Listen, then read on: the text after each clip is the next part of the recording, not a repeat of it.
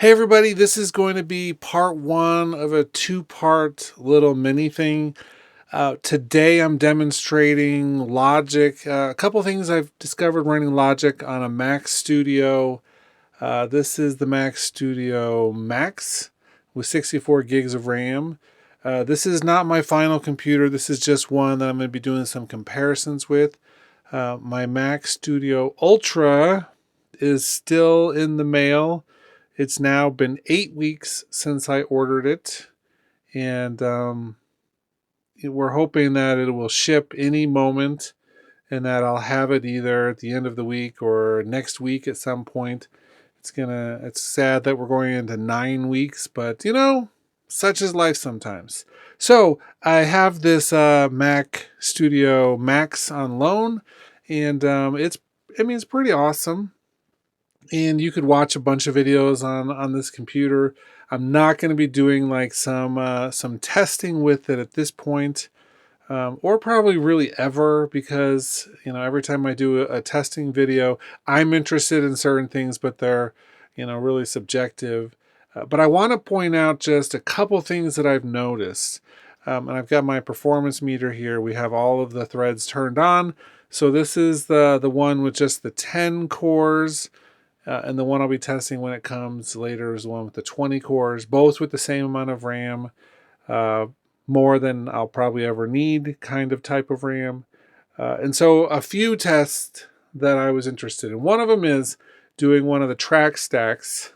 This is the summing, and I've got 1, 2, 3, 4, 5, 6, 7 different tracks as a part of this. So when I play one MIDI note on a keyboard, it's getting sent to all of these, and they're all being triggered live. We have 2 sculptures running patches that are pretty heavy duty, and then 5 alchemies that are fully maxed out. Just one MIDI effect. The processing on this thing doesn't matter what I throw at it. It's not going to have an issue. But I wanted to test out this with the 7 tracks, doing kind of something that on a previous Mac would have been a little bit more difficult. A real time, all 7 of these being triggered simultaneously. And Logic seems to be handling this really well, really intelligently. I've never ever said that about handling live inputs ever before in my life. But let me just play a couple chords.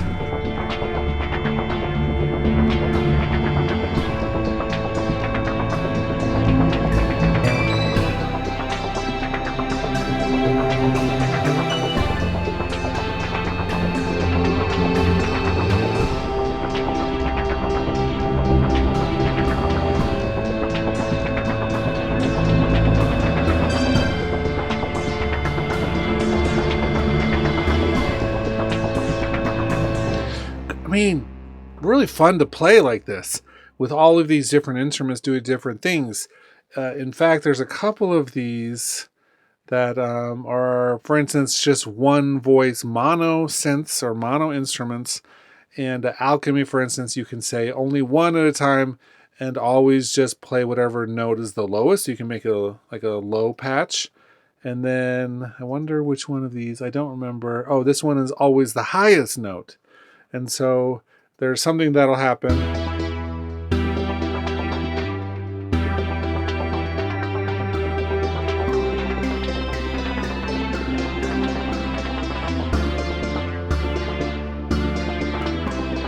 So you get really cool interplay, and then some of them doing more of a rhythm thing and some of them not.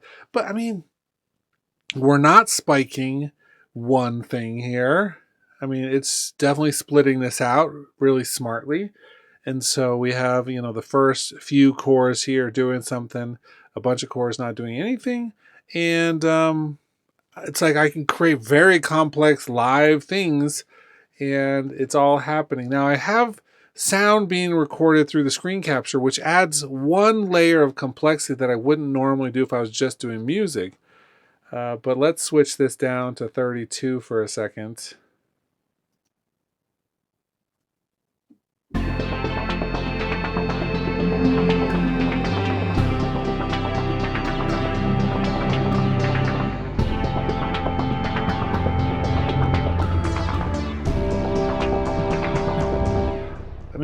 plays almost identically in terms of my feel.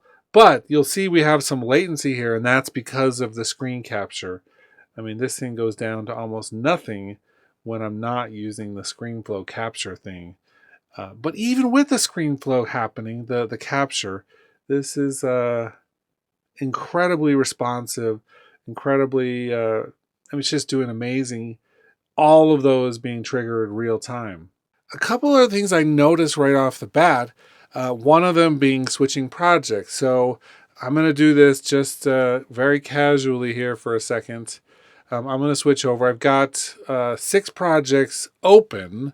Now, obviously, when they're all open, the one in the front is the one that's getting the resources. But let's switch over to this other project here. And I'm going to push. They fall from attention and then to empty. I mean, we're talking like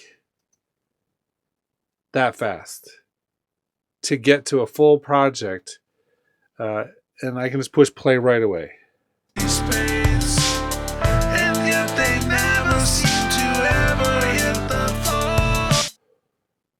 That's an experience I don't think I've had on any computer ever. I mean, we're just like, let's see, what's this?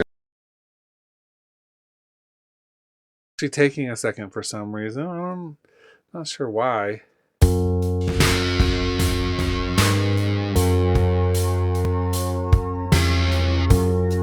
Okay, cool. So that one took a second to get to. And I'm not sure what all of these other projects. I just pulled for the first time. Okay, so it took us like a second or two to pull back into this one.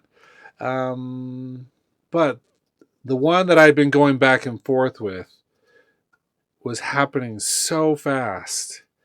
I'm assuming that if I just had 2 projects open, it would be different, but maybe going to one that hasn't been touched in a little while takes just an extra second or two.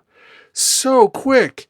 I'm excited because I'm going to be trying this as soon as I get the Mac Studio Ultra. I'm going to be loading up all the East-West stuff, full orchestra, and we'll do some tests with that to see how it works. And I'm going to be just going back and forth between the two. I'll have both of the computers when the Ultra comes. And so I'll be able to do some comparisons between the Max and the Ultra. And so what I want is in the comments for any of you who have questions or are thinking about buying one of these, what things you want me to test, because I'd like to make some of those available. What things would you like to see once I get the other one, so you can decide if you need or want the Max or the Ultra. They both are going to have the same amount of RAM, but they'll have the different processor. And so let me know in the comments, and we'll start to do some of those tests once the other machine comes in the next week.